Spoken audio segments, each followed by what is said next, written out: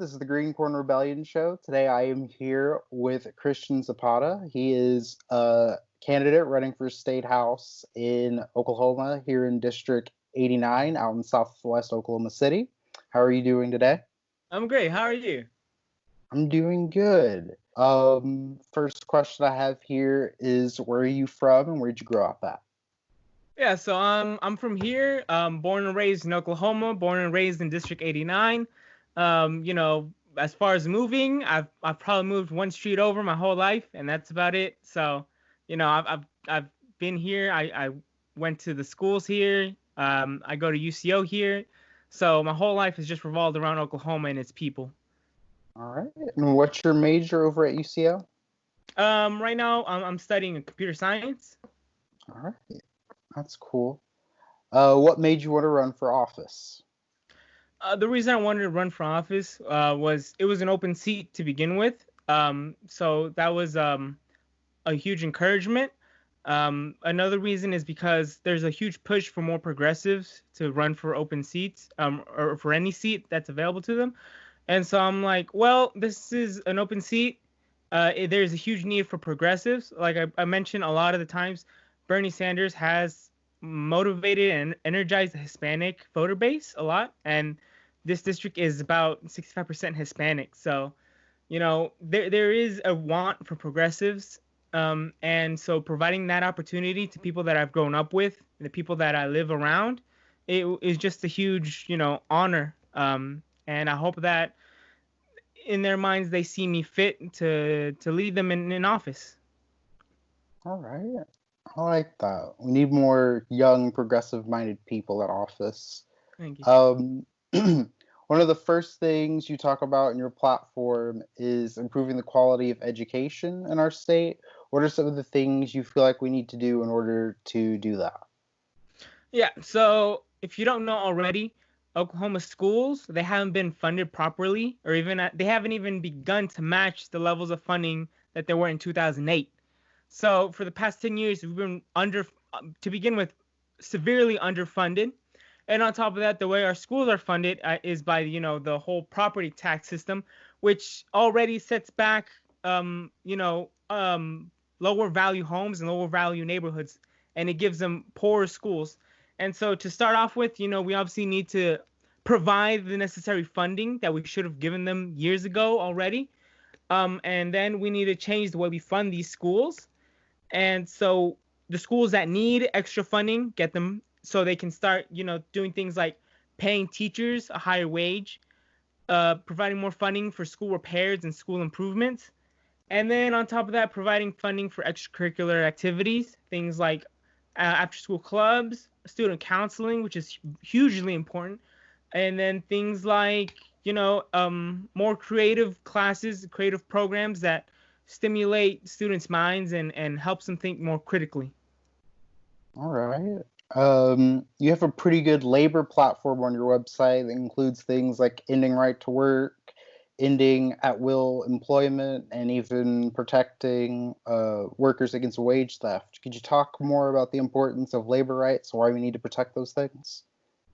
Yeah, so I grew up in a union family. Both my father and my uncle were part of a union, and the added benefits that the unions gave them to be able to provide for their family was immense, and I thank them every day for that. The fact that you go to work knowing that your job is there for you, just like you are there for them, it is such a, it eases your mind a lot, knowing that if something were to happen to me, I know that my union is here and they'll take care of my family.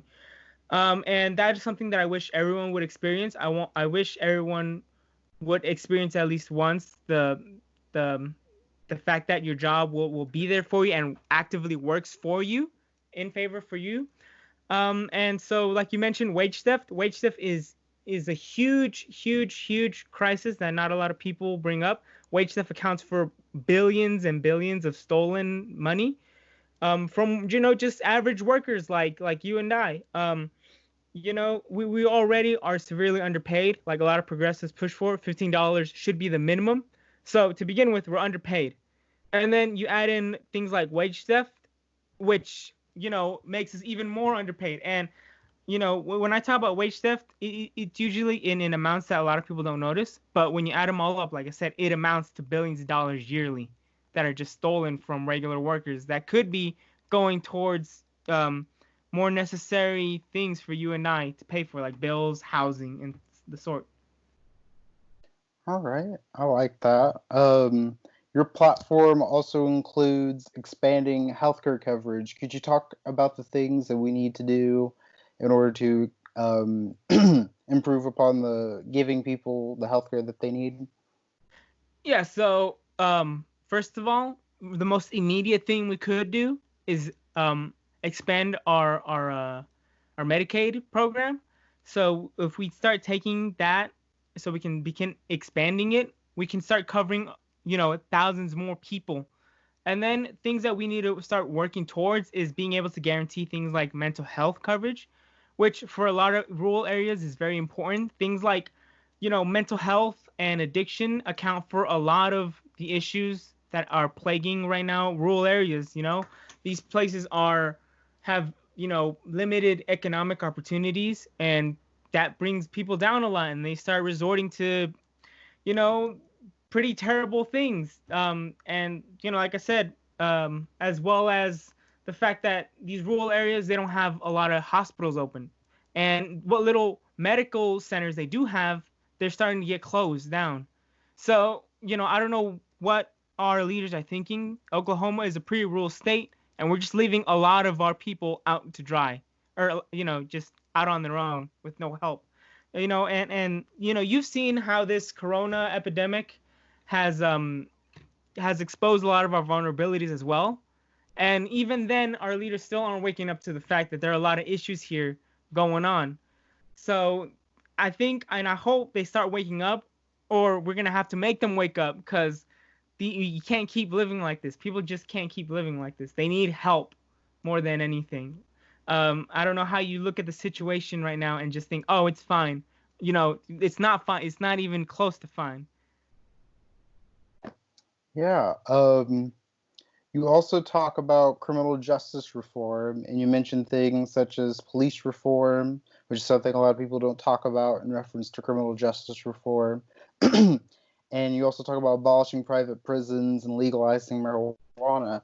Could you talk about why these things are important to improving the state of Oklahoma? Yeah, so for those of you who don't know, Oklahoma has the highest incarceration rate per capita in the world. Okay, so everyone I think already knows that the U.S. has the highest incarceration rate per capita in the world as a country. All right, but then Oklahoma exceeds that, making it the highest in the world overall. That's insane. You and I both know that most Oklahomans are good, law-abiding people, and the fact that these people are saying that we have the highest incarceration rate in the world is insane. That means there's thousands and thousands of people incarcerated for no good reason, and they are. And the reason they're incarcerated is because of private prisons. The main goal that these stockholders of these private prisons try to push is to keep them at maximum capacity. And doing so, they keep certain laws like minimum sentencing still on the books, which should be abolished as well. They keep things like criminalizing drugs on the books, which keeps a lot of people in jail for non-violent crimes. And like you brought up as well, police reform. So just because you reform the criminal justice system doesn't mean there aren't issues with the people who enforce the law. I know, and I've seen that a lot of people who join the police are good people wanting to make a difference and improve their community. But the fact of the matter is when you go in and try to change the system from the inside out, you usually end up failing because the system is set up for you to fail. The system is set up to protect cops from the public. Like they like to mention a lot the brotherhood. And so the way we can start improving that is by just simply, to begin with, setting up watchdog programs that watch over police and their activities, independent watchdog programs, I mean. And another thing that would really help out a lot would be anonymous whistleblower programs. Like I said, a lot of people come in here wanting to make a difference and change the system from the inside out, because they know it's broken. We all know it's broken. But as soon as they start joining, they realize that they are forced to stay quiet about a lot of these issues that they see, and providing them an avenue for them to speak out in a way that they know they'll be safe would be a huge step towards improving it. All right, I like that. One of my favorite parts of your platform is immigration rights. Could you talk about some of the things you'd like to see implemented in order to ensure that our undocumented community feels safe and has rights while they're here? Yeah. So, like I mentioned also on there, a lot of immigration laws start are on the federal level, but there are still a lot of things that we can do as a state to help improve the lives of undocumented citizens. Just to start off with, we could stop promoting and pushing for these laws that make them feel unsafe and unwanted. Even to this day, we're still pushing laws that try to make their lives harder. That to begin with would be a huge improvement. Like I said, this community is 65% Hispanic, and a larger part of it is immigrants. And when these laws are just proposed to begin with, it puts a lot of fear in the community. So just you know, working towards not pushing that fear to begin with is a huge improvement. Another big deal that could improve their lives a lot would be allowing them the right to own a license to drive. Because these people, undocumented individuals, they're just like you and me. All they want to do is have the opportunity to work in peace and to be with their families in peace, and giving them the opportunity to go to work and take their kids to school in peace without any worry would be a huge step in improving their lives. Another thing that we can work on is like many other states have done, is just stop working with ICE entirely.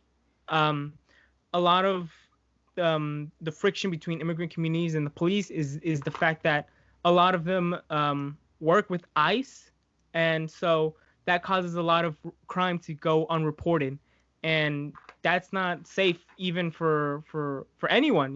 It's not safe for the police. It's not safe for the undocumented citizens. It's not safe um, for other people living in the area. So just allowing them to be able to interact with the police without worry, it would also be a huge step.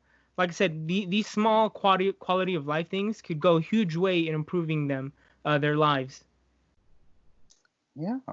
And my final question here is, who are your favorite music artists? Oh, okay. Oh man, uh, I guess I'll probably say the Beatles as a group is one of them. Their songwriting was just amazing and top notch, and still influences a lot of people to this day. Um, you know, and I don't think we'll ever see a band like that ever again. Just the amount of, just their catalog itself is so diverse and experimental. I've yet to see a band like that yet. Come up again. Another one will probably be probably Nirvana as well. They're still a huge influence to this day. Their sound is still fresh. Their albums like Live at Reading and MTV Unplugged are probably some of the best live albums of all time. Hmm. And another one would probably be Kanye West. I don't know if that'll be a popular choice or not, but it is true. He's still a hugely influential individual in the music world. And his work in music just can't be ignored. His influence can't be ignored, in music and pop culture itself. You know?